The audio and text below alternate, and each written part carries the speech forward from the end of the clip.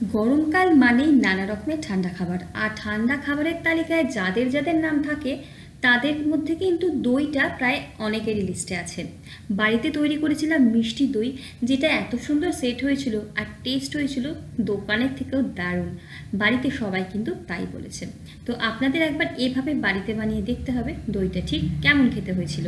তো চলুন শুরু করা যাক আজকের রেসিপি। এখানে আমি টক দই নিয়েছিলাম 150 গ্রাম মতো। এরকম একটা কাপড়ের মধ্যে হালকা হাতে একটুখানি এক্সট্রা জলটাকে চিপে ছাঁকনির মধ্যে রেখে দিয়েছিলাম তলা একটা বাটি দিয়ে, প্রায় কিন্তু ঘন্টাখানেক মতো।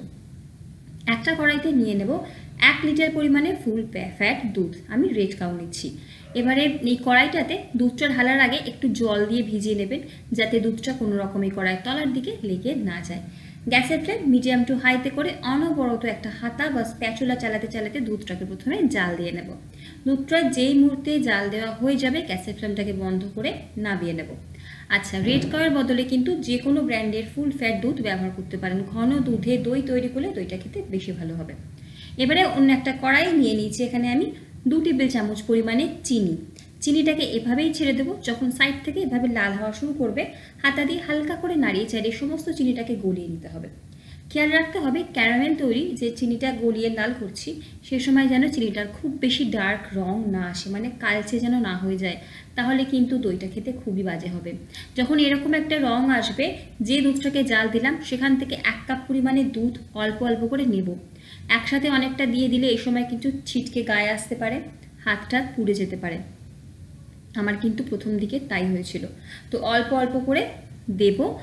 যখন সমস্ত চিনিটা ভালো মতো 1 কাপ দুধের সাথে মিশে যাবে, তখন যে বাকি দুধটা জাল দিয়ে রেখেছিলাম, মানে 1 লিটারের থেকে যা বাকিটা ছিল সে সমস্তটাই এর মধ্যে দিয়ে দেবো।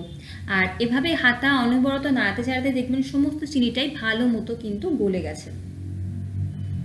বাকি যে চিনিটা 1/2 কাপ পরিমাণে এখানে দিয়ে দিচ্ছি।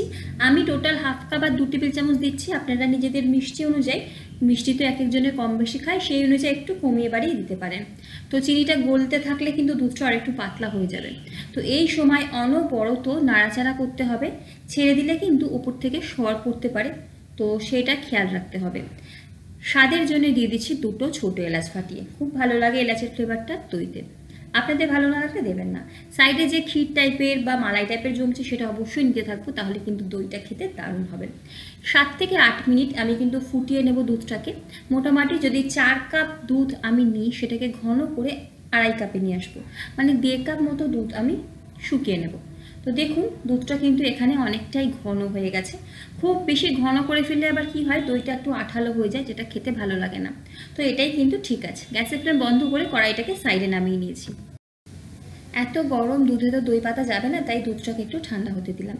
আর এদিকে যে টক দইটা জল ঝরিয়ে নিয়েছিলাম সেটা নিয়ে নিচ্ছি একটা বড় কাঁচের বাটিতে। ভালো মতো এই টক দইটাকে আমাদের ফেটিয়ে নিতে হবে।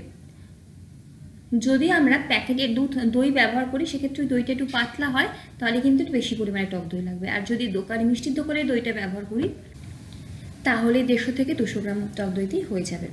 তো এবারে এখানে কিন্তু দুধটা অনেকটা ঠান্ডা হয়ে গেছে। একটা আঙুল ডুবিয়ে দেখে নেবেন যে আঙুলটা এই দুধের গরমটাকে সহ্য করতে পারছে কিনা। তাহলেই বুঝতে হবে যে এই দুধের যে তাপমাত্রাটা সেটা দই পাতার জন্য একদম ঠিক।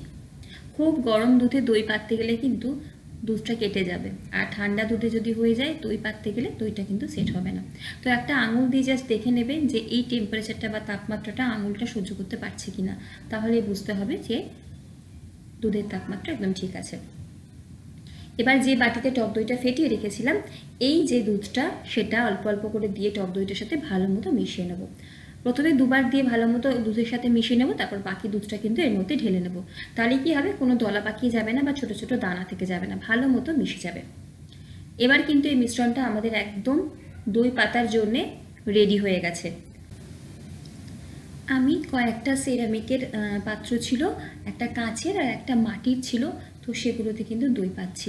বাড়িতে থাকা যে কোনো পাত্র, সেরামিক, মাটি, কাঁচ অথবা কাগজের অথবা প্লাস্টিকের যে কাপগুলো হয় তাতেও কিন্তু দই পাততে পারেন। তো আমি পাত্রগুলোর গায়ে একটু করে টক দই মাখিয়ে নিচ্ছি, তারপরে এই মিশ্রণটা ঢেলে দেবো। একদম ভর্তি করে ঢালছি না, উপর দিক থেকে কিন্তু একটু করে ফাঁকা রেখে মিশ্রণটা ঢালছি। সমস্ত পাত্রগুলো ঢালা হয়ে গেলে আমি উপর থেকে একটা করে অ্যালুমিনিয়াম ফয়েল কেটে নিয়েছি চৌকো চৌকো করে, সেটা দিয়ে এভাবে কিন্তু মুড়ে দিচ্ছি। আপনারা চাইলে ছোট ছোট ঢাকনাও কিন্তু দিয়ে দিতে পারেন। তো সমস্ত পাত্রে ঢেলে রেডি করে নিয়ে আমি একটা থালার উপরে সবকটাকে নিয়ে নিয়েছি। যেহেতু আমি ছোট ছোট পাত্রে ঢেলেছি, দইটা কিন্তু সেট হতে সময় অনেক কম লাগবে। যদি বড় জায়গায় দইটা সেট হতে দেন, সেখানে কিন্তু দইটা সেট হতে সময় বেশি লাগবে। গরমকালে দই পাততে আমাদের কিন্তু সময়টা একটু কম লাগে। তো এই থালাটাকে একটা গরম জায়গায় রেখে দিতে হবে। ছাদে রাখতে পারেন, অথবা ব্যালকনিতে যদি রোদ আসে রাখতে পারেন, অথবা বাড়িতে যে কোনো গরম জায়গায়, আলমারি হোক বা যদি বক্স খাট থাকে বক্স খাটের ভেতরে হোক, যে জায়গাটা অপেক্ষাকৃত গরম, একটা গরম কম্বল টম্বল চাপা দিয়ে রেখে দিতে পারেন 7 থেকে 8 ঘন্টা। তো মোটামুটি গরমকালে 5 থেকে 6 ঘন্টার মধ্যেই কিন্তু দইটা জমে যায়।